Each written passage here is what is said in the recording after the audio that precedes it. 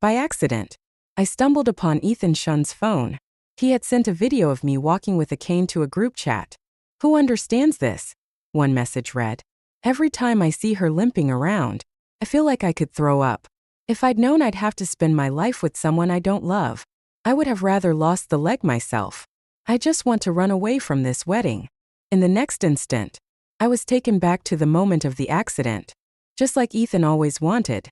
This time, I didn't rush to save him. This time, he was the one who lost a leg and went blind. Later, when Ethan went to take a shower, his phone buzzed with messages. When I glanced at the screen, I unintentionally caught sight of the conversation. Why not just go out, get drunk, and make a mess of things? One text said, that way, the wedding won't happen tomorrow, or just disappear altogether. Come back in a month, and I'm sure her parents won't blame you. You've taken care of Jenny for 3 years already. You can't be expected to throw your whole life away on her. Just give her family some money. Make it up to them. You could even pretend you don't remember her. I stood there, shocked, my hands trembling. I couldn't believe that the person I'd loved for 10 years, the one I was so anxiously excited to marry, was planning to run away. Each line of chat I read dragged my heart down further.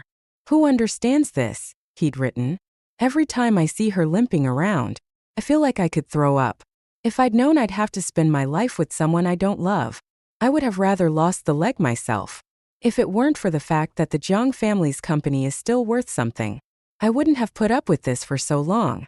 Every word was filled with disdain. He even shared the video of me using a cane in a group chat.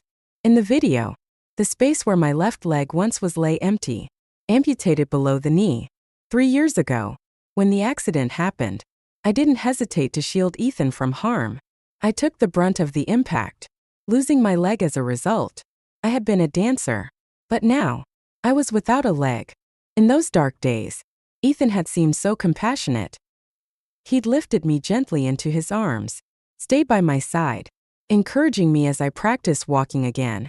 He whispered to me, Jenny, don't give up. I'll always be here with you. If you can't walk for the rest of your life, then I'll be your legs. But the messages in front of me now felt like a brutal slap to the face. The video he took, supposedly to encourage me, was nothing more than a source of ridicule for them. My effort to walk again was nothing but a pathetic joke to him. As I started to sob, Ethan walked into the room. What's wrong, Jenny? He asked. His voice tense when he saw my tear-streaked face. He kissed my forehead gently. Are you nervous about the wedding tomorrow? Is my Jenny having pre-wedding jitters? I turned my head away and bit my lip hard. When I avoided his embrace, Ethan instinctively tried to hold me, but when he saw the phone screen, his face turned pale. He snatched the phone from my hands, his eyes wide with panic. I forced myself to stay calm, but my body wouldn't stop trembling. Confronted by my questions, Ethan couldn't utter a single word. Finally, his pretense faded, and he dropped the facade entirely. You don't understand anything, he snapped at me. Do you know what these 3 years have been like for me? Every time I go out with friends, they have beautiful girlfriends by their side, and there's only me, all alone. Do you know how many people laugh at me? Knowing my girlfriend is a cripple, I want to enjoy life like a normal person too. Each word he spoke cut into me like a blade, slashing my heart open.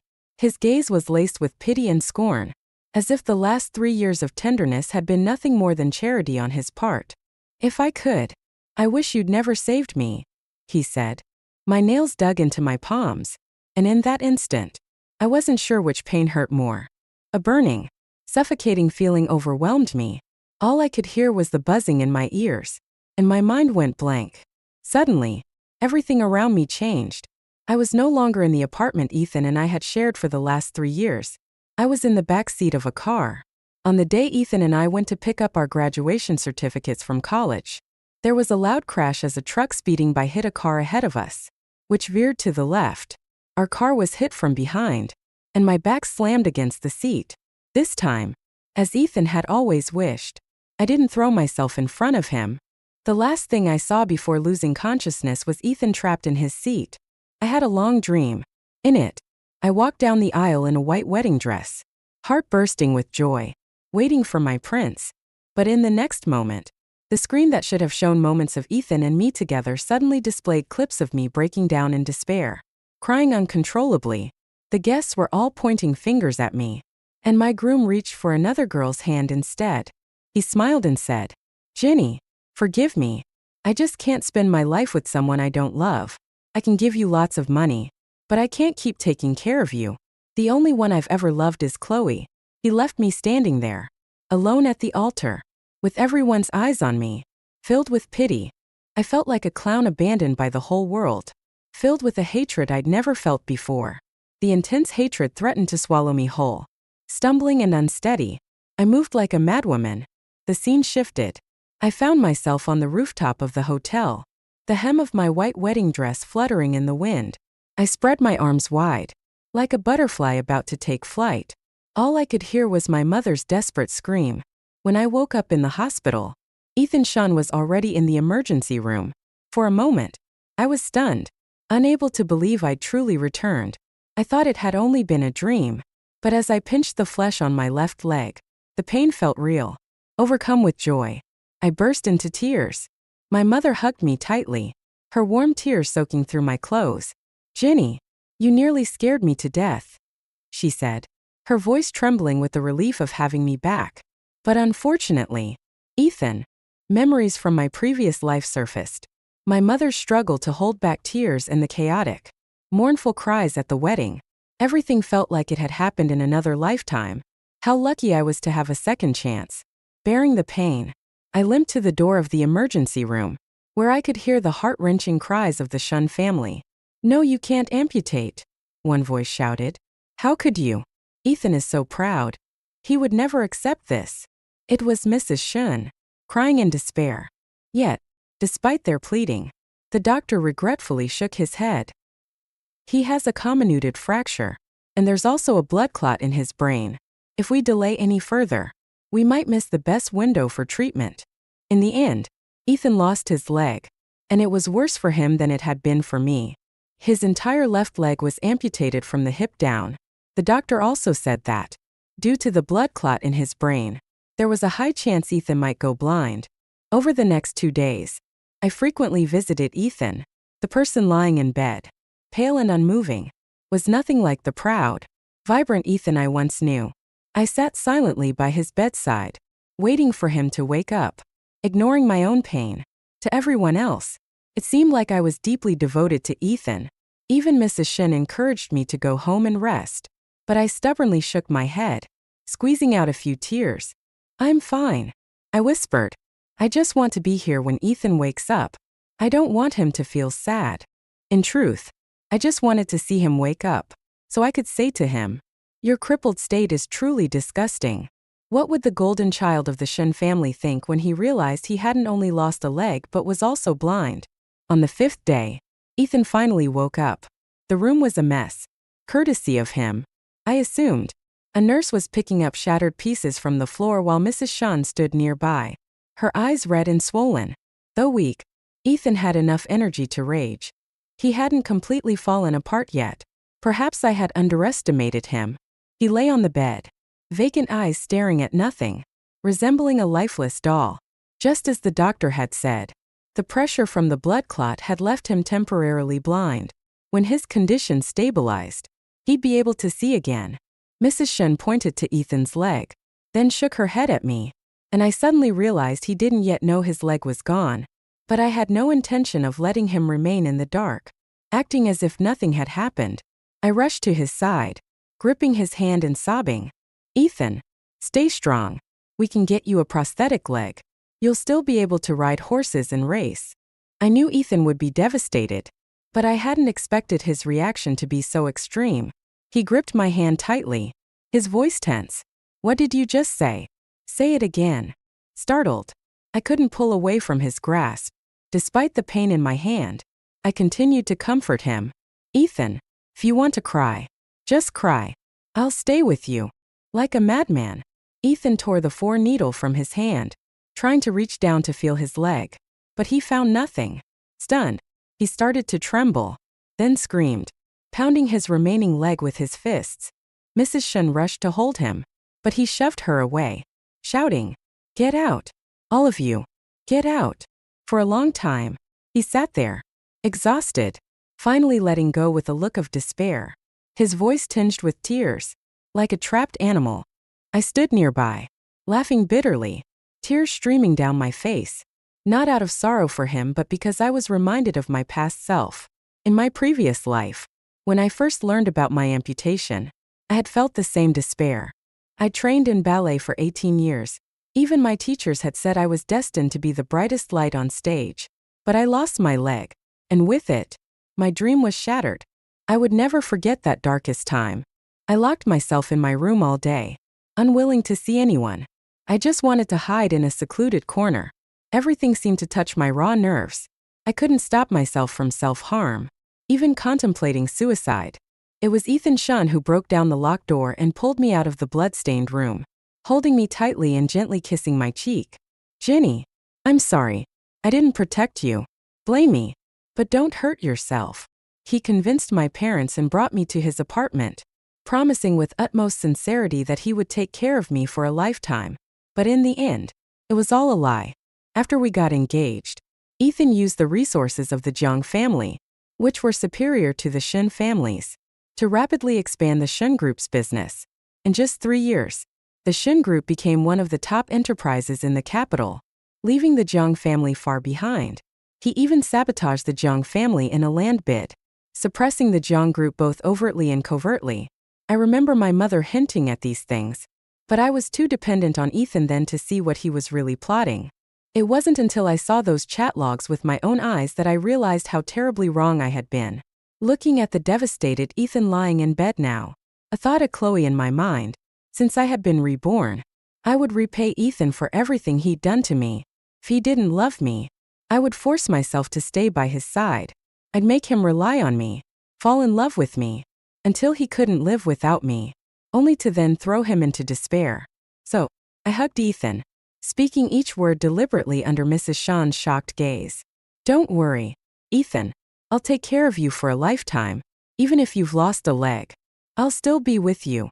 I took on the responsibility of caring for him, visiting his apartment every day without fail. To the outside world, it looked as if I loved Ethan to an extreme. Even Ethan himself believed that, because who would sacrifice their future for someone disabled? When my mother learned I had volunteered to care for Ethan, she almost locked me up. Her eyes were full of confusion. Ginny, I know you care about him, but his misfortune has nothing to do with you. Why throw away your own future? I remembered Ethan's cold accusation. Ginny, go ask your parents. Ask them how they forced me. I didn't know what methods my parents had used to make him compromise. But despite his reluctance and disdain, he had taken care of me for 3 years. Now, I'd never know the full truth. Only after I assured her of my clarity did my mother finally relent. Just as in my past life, the disabled Ethan grew irritable and quick-tempered. Unable to see, he became hypersensitive and paranoid. He constantly complained that the footsteps of the nurse were too loud, or that the cook's food tasted bad. He changed multiple caregivers and smashed numerous objects by his bed within half a month. No one could calm him except me, because only I knew the depths of Ethan's pride and what he needed most. When he subconsciously pursed his lips, I'd hand him a warm cup of water. When he shifted repeatedly, I'd help him to the bathroom. He didn't like the cook's food but enjoyed the soups I made. No one knew how many pots of soup I'd made for him during those 3 years in the past. I knew his tastes all too well. In less than a month, Ethan drove all the caregivers and servants away. From then on, I was the only one allowed in his room. Sometimes, Ethan would look at me with a hint of confusion and say, Ginny, you're so good to me, but Ethan, don't deserve you now. You shouldn't. I knew Ethan had begun to depend on me, but it wasn't enough. I pressed my fingertip to his lips, my voice soft as water. I understand everything. I just feel sorry for you. I don't care about anything else as long as you get better. Ethan said nothing more, but his eyes softened further. With my attentive care, Ethan's temper gradually improved, and he broke fewer things. He relied on me more and more, but I knew he hadn't fully fallen in love with me yet. Deep in his heart, there was still his white moonlight. As he recovered, Ethan's brain clot was ready for removal. The Shin family arranged for a top-notch surgeon to operate on him. and the surgery was a success. On the day the bandages were removed, Ethan's mood was visibly uplifted, his eyes constantly darting to the door. I knew who he was waiting for. After countless glances, a figure in white finally appeared. It was Chloe, a talented dance major from University A and my roommate. People often referred to us as the double beauties of the dance department. Chloe had exquisite skills and grace. During sophomore year, Ethan had fallen for her at first sight. Since then, every time he came to see me, it was actually because of Chloe. I loved Ethan Shun for 10 years. To say it didn't hurt would be a lie. But Ethan never rejected me outright, nor did he give me any real response. I knew I had lost thoroughly and had already quietly stepped back. Yet, it seemed they never ended up together either. I wasn't jealous of Chloe Chun at first, but on the eve of the wedding, I discovered something on Ethan's phone. Chat records between them. Ethan, I've missed you these past 3 years. Me too. I regret not accepting you when you liked me. Now I realize the one I truly love is you. If I come back and steal you from the wedding, will you go with me? Every time I recall those words, I feel nauseated. I want to see if this Chloe, who dared to publicly disrupt a wedding in my past life, will still love Ethan this time. So, when Chloe looked at Ethan with tearful eyes full of pity, I brought over the supplies to change his dressings. Ethan, it's time to change your bandages. The atmosphere of intimacy was abruptly interrupted, and the air seemed to freeze for a moment. I paused, awkwardly standing in place. Is this a bad time? But the doctor said it's time for the daily bandage change. It's fine. Jenny, give it to me. I'll take care of Ethan, Chloe said, reaching for the supplies in my hand, preparing to change his dressings. I was more than happy to let her, hoping she wouldn't miss this scene. As Chloe carefully peeled back the bandage on Ethan's leg, she visibly recoiled in shock. His left leg was amputated above the thigh, with the scarred, swollen, and still healing wound a haunting sight that spread like a beast across his skin. There was a loud clang as Chloe's medicine bottle fell to the floor and shattered. She instinctively took a step back, her face showing both shock and fear. The air froze once more. The room was so quiet that everyone's breaths were audible. Ethan, I'm sorry. I didn't mean to, Chloe stammered, her voice trembling, while Ethan's eyes filled with hurt and disappointment. I'll leave you two to talk, I said, quietly excusing myself from the room, wanting no part in their tangled drama. As I walked out, I heard Ethan's hoarse voice questioning, Are you that afraid of me? Am I so terrifying? Ethan, I didn't mean it that way, Chloe's voice faltered, thick with tears. Shortly after, there was the sound of something being thrown. I couldn't help but smile to myself. Ethan was indeed furious again, but apart from throwing things, it seemed he could do nothing else. Then came Ethan's angry shout. Get out. Get as far away as you can. Don't ever come back. I don't want to see you again. Chloe ran out of the room in tears, shooting me a resentful look as she passed. Without turning back, Ethan even threw the flowers she had brought, narrowly missing my face. I smirked, realizing that so-called true love didn't hold up well against disability. Chloe's reaction had destabilized Ethan's fragile emotions once again. He resumed his destructive rages, throwing objects and even cursing. When he threw his phone once more, I finally saw a hint of impatience in Mrs. Shun's face. After all, Ethan wasn't the Shun family's only son. Since Ethan's disability, his father had only visited once. It was clear to me that Mr. Shun had given up on him. Mrs. Shun, overwhelmed with managing the family business and dealing with external issues involving mistresses and illegitimate children, no longer visited him every day, coming only every few days. Ethan must have noticed his mother's change too, as he grew even more volatile. Each time he erupted in anger, I silently watched from behind the door. He refused to let anyone else near him, and the servants didn't dare approach. When he yelled for water, I pretended not to hear. Only after he'd shouted several times, reaching the peak of his fury, would I step in, gently taking his hand and soothing him. Ethan, I'm sorry. I was making soup and didn't hear you. I'll be quicker next time. Please don't get upset. It's not good for your health. Even in his rage, Ethan would glare furiously at me. I stubbornly turned away, wiping my tears in frustration. If you really hate me that much, I can leave. Finally, a panicked expression crossed Ethan Shun's face.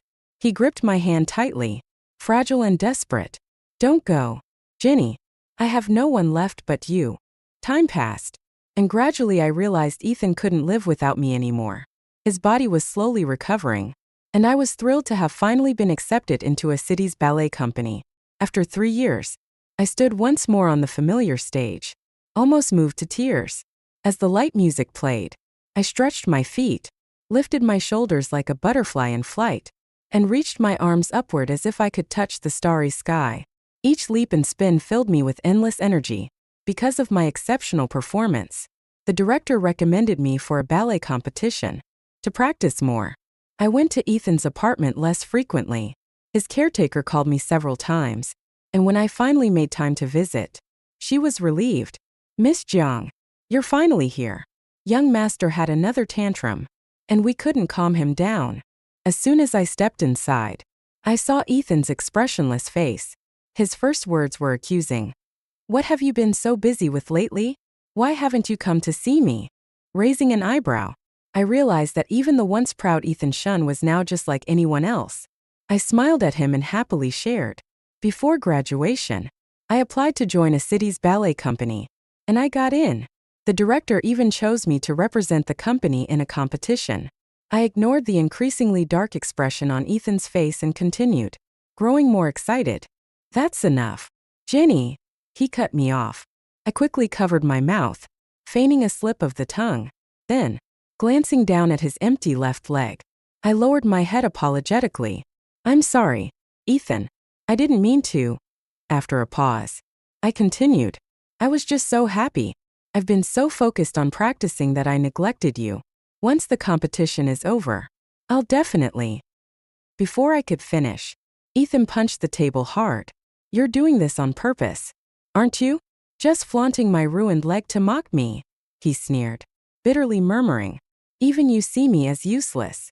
Startled, I took a half step back, momentarily lost. I thought of comforting him, but hesitated.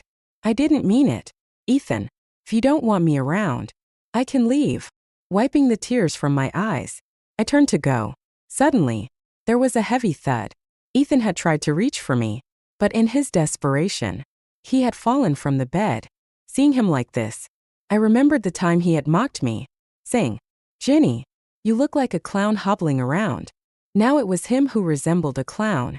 If I could, I'd capture this moment to show Ethan exactly how pitiful he looked.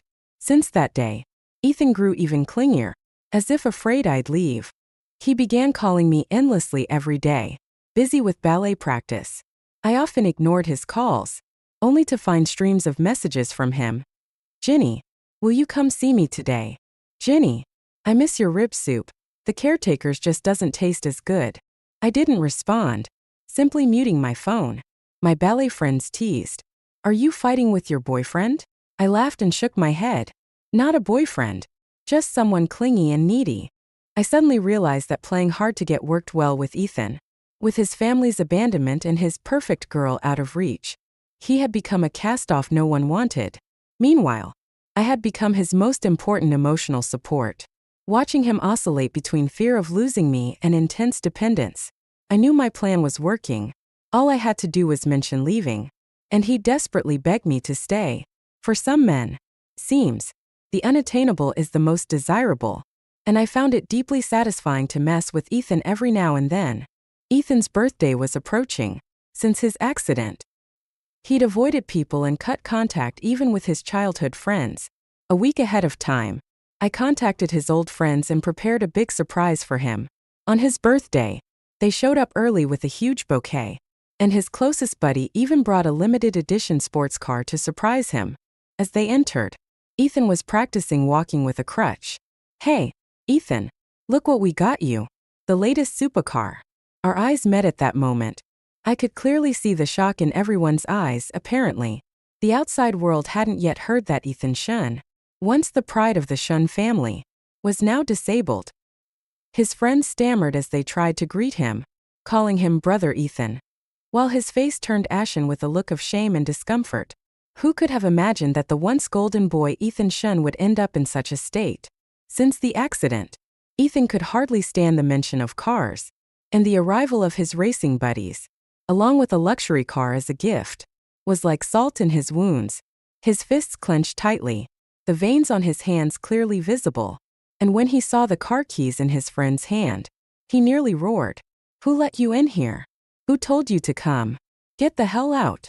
And just like that, what should have been a pleasant birthday celebration was ruined. I escorted Ethan's friends to the door, apologizing awkwardly. "Please don't take it to heart, Ethan. He just hasn't come to terms with it yet." They all nodded understandingly before leaving with regretful expressions. Back in the room, I was met with Ethan's dark, angry gaze. He gritted his teeth, saying, "Jenny Jiang, you did this on purpose, didn't you? You wanted them to come and mock me." I looked down at him from above, nonchalantly. "Did I?" His expression shifted to one of infinite sadness. He looked at me almost pleadingly. "Why are you doing this? I was ready to spend my whole life with you. I love you so much." I couldn't help but laugh.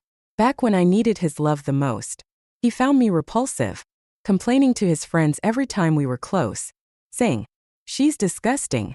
Can't stand touching her. When will this end?" Now that he was the one with a crippled leg, he was prepared to commit to me for life and claimed he loved me? What a joke. I didn't need such cheap love. Now it was my turn to feel repulsed by him. So, I recited to him the words I'd long prepared. "Bro, who would understand?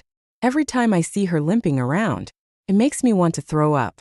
If I'd known I'd spend a lifetime with someone I didn't love, I'd have preferred to be the one to lose a leg."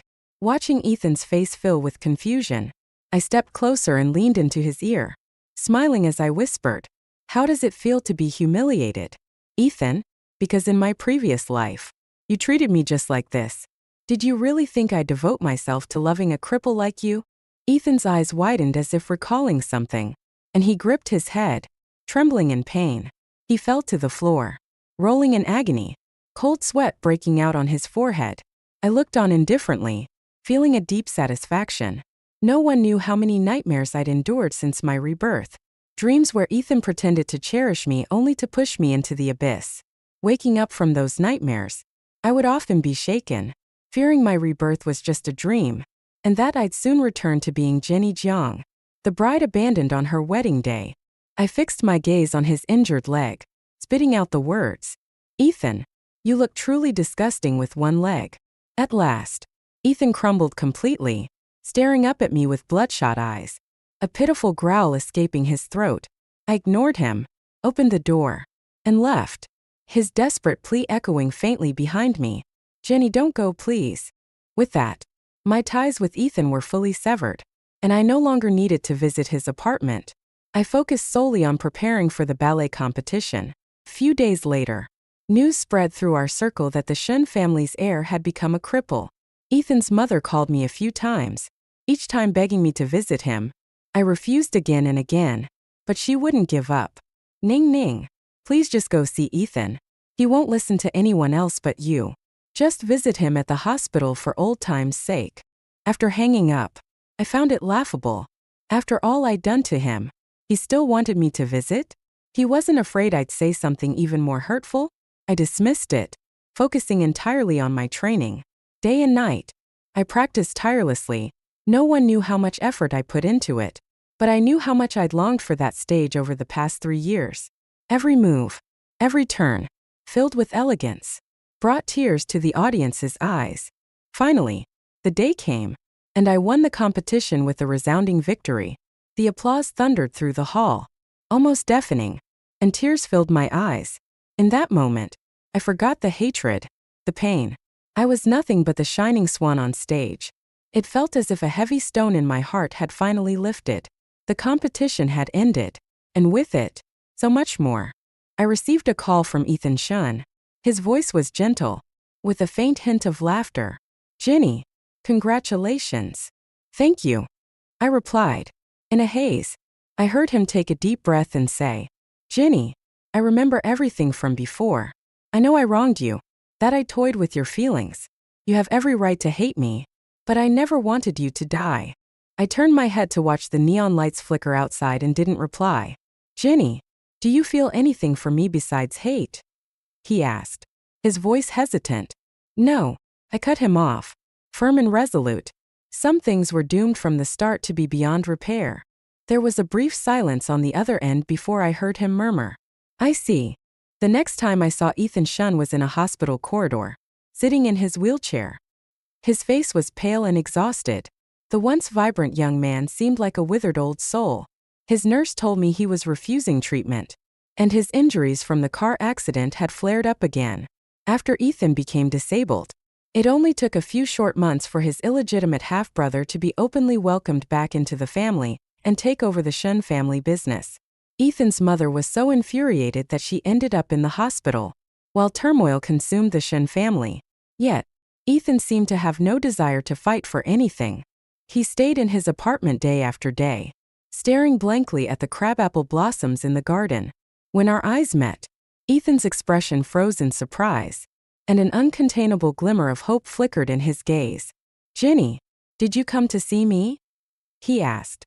Then, almost immediately, he laughed bitterly. Of course not. You hate me too much. He looked at me carefully and asked softly, Ginny, if there were a next life, would you forgive me? I gave him a calm smile. Ethan, it's all in the past. I don't hate you anymore. But I also don't want to forgive you. As soon as the words left my mouth, the last glimmer of light in his eyes faded, leaving him in despair. Although I no longer hated him, I would never forget the rage I felt the moment I learned the truth. I could let go of my hate, but forgiveness was out of the question. The last news I heard of Ethan Shun was about his death. Ethan, the young master of the Shun family, had taken his life at 3 a.m. in his private apartment in Begonia Bay. He died from a self-inflicted wrist cut, and by his side was a bouquet of fresh crabapple flowers. Crabapple blossoms were my favorite. In my previous life, to make me happy, Ethan had filled his entire garden with them. Maybe, just maybe, Ethan did truly care for me back then. A gentle breeze passed outside the window, and for a fleeting moment, I saw the boy I once genuinely loved. He would congratulate me with flowers whenever I won a competition, taking me out to celebrate all night. When I did poorly on an exam and got scolded, he would pull me to the library to study. When I left him speechless with frustration, he'd tap my forehead with helpless affection.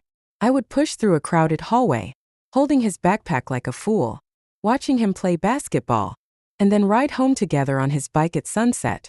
Back then, I thought we'd be like that forever, never knowing reality would leave us both battered and broken. Much later, I learned the meaning of crabapple flowers, bittersweet longing and hopeless love. Just like me and Ethan, when I loved him, he looked down on me. By the time he looked back, I no longer wanted to turn around.